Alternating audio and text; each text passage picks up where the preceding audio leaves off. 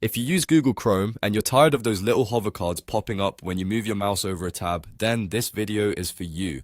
In the next few minutes, I'll show you exactly how to disable hover cards in Google Chrome in just a few simple clicks. This is a quick setting change, but it can make your browsing experience feel much cleaner and less distracting. And if this tutorial helps you out, make sure to hit the like button and subscribe for more easy tech guides just like this.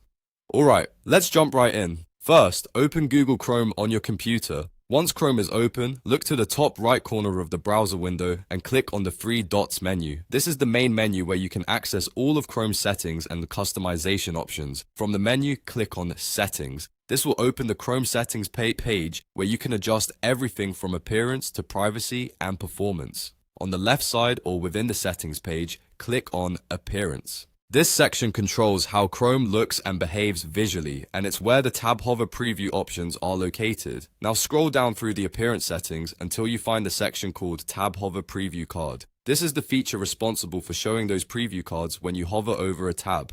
Under this section, you'll see two options. The first one is Show Tab Preview Images. The second one is Show Tab and Memory Usage. If these are currently enabled, Chrome will display preview information when you hover over your tabs. To turn off hover cards completely, simply disable both of these options. Once both settings are turned off, Chrome will stop showing the hover preview cards and memory usage pop-ups. That's all you need to do. There's no restart required in most cases, and the change should take effect right away. Now your tabs will look cleaner, and you won't get those extra hover pop-ups every time you move across them. If this video helped, please give it a thumbs up and subscribe for more quick Chrome tips and hidden settings guides. Thanks for watching, and I'll see you in the next one.